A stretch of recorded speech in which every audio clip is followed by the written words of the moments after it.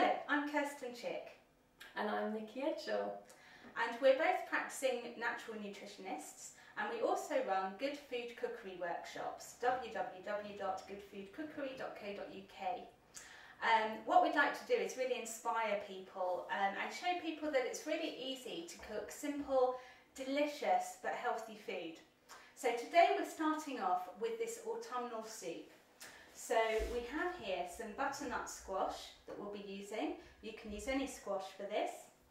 And we also have some greens. We're using today cavolo nero and some cabbage, but you can use any kind of kale, or you could use winter greens. And Savoy cabbage would be quite good here as well. We're also going to be using an ingredient that's a little bit more unusual, which is a Japanese form of kelp seaweed called kombu. This is the dried version. So we're going to start off by soaking it. It just needs soaking for about 10 to 15 minutes. And it's a fantastic ingredient, apart from the fact that it's fantastic for softening the proteins in pulses. So it's fantastic if you're cooking up any kind of lentils and beans.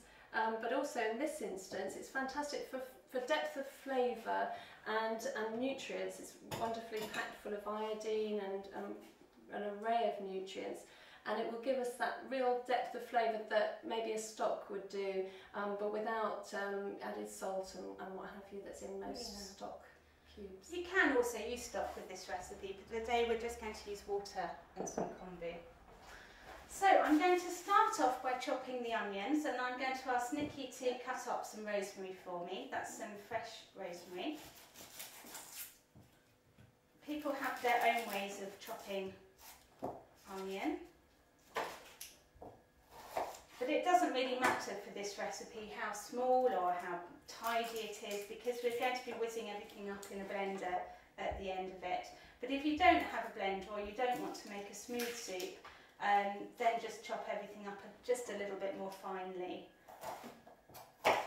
This rosemary really smells gorgeous. That's fresh from my garden this morning. Lovely.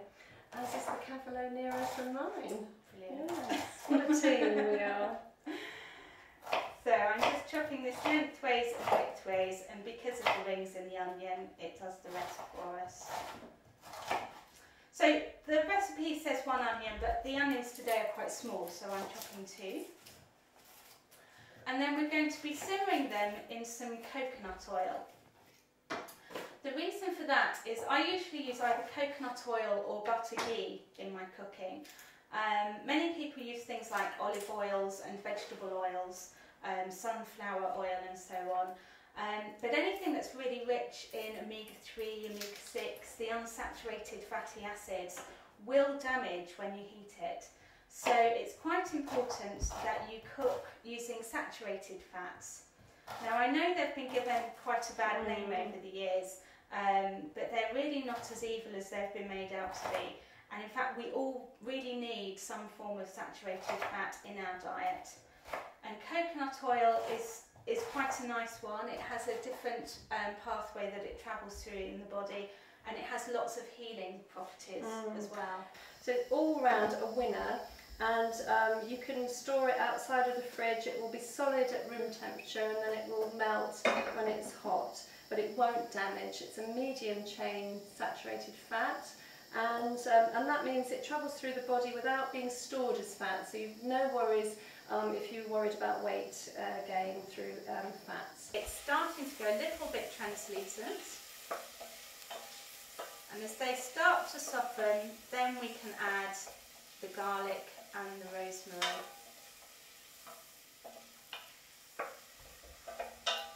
Delicious. Okay. It certainly smells gorgeous already. Right, so let's pop these in.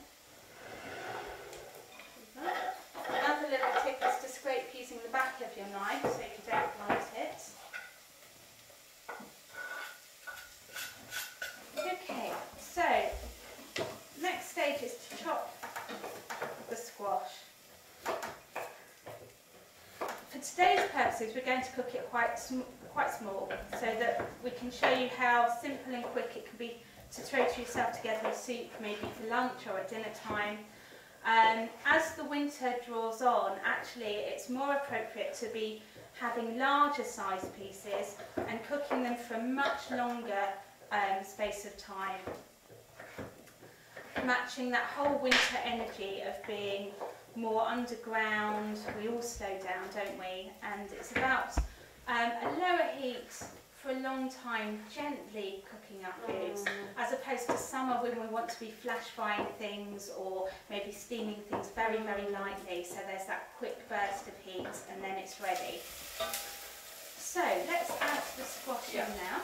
It's ready.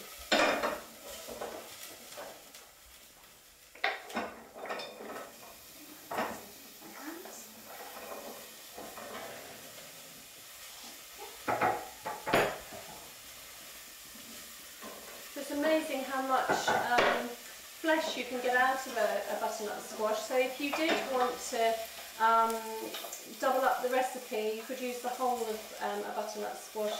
And we always recommend people to cook more than they need for one meal, and that just saves on all the preparation time. And you'll have maybe your dinner leftovers which you can eat the next day, which is always really nice. The flavours have always infused rather nicely overnight as well. So yeah, good top tip, double up the recipe if you like. So I'm going to add some water to this just to cover the squash. Right, so that's going to simmer away nicely. The kombu's been soaked, it's much more flexible and pliable, and as you'll see, easier to cut. It's been soaking maybe for about 10-15 minutes, and that's all it really needs to hydrate it. And then you just chop that into the soup. So the final bit then is the greens. They look lovely. These are very easy to chop because you just put them all in one bunch, like so. And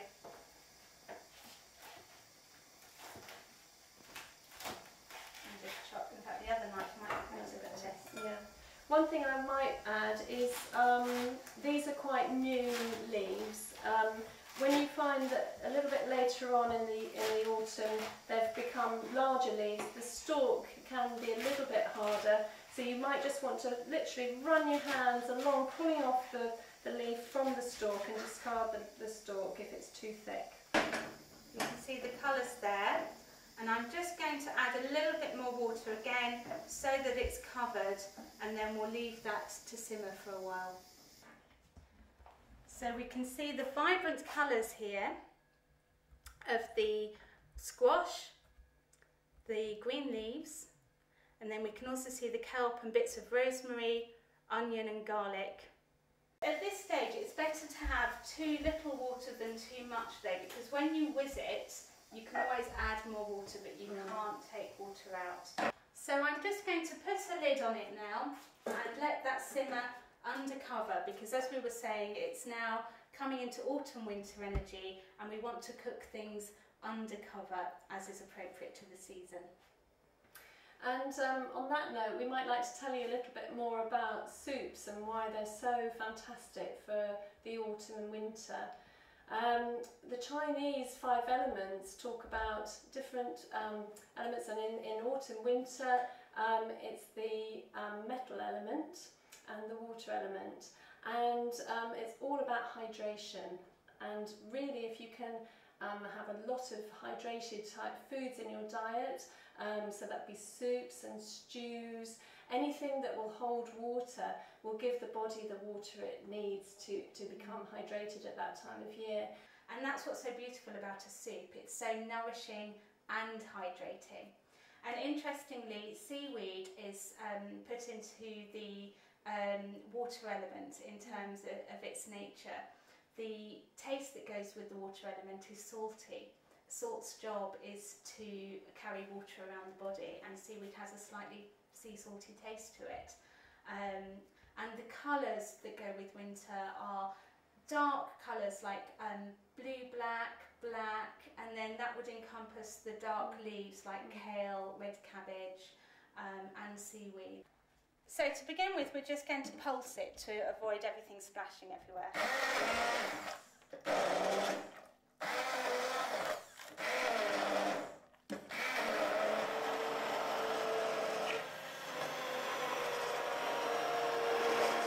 We're going to be using some brown rice miso. This is a fermented whole soya bean puree. This one's with brown rice. You can get it with barley as well. And it's a good one to use instead of salt. We tend to really overuse salt in our diets.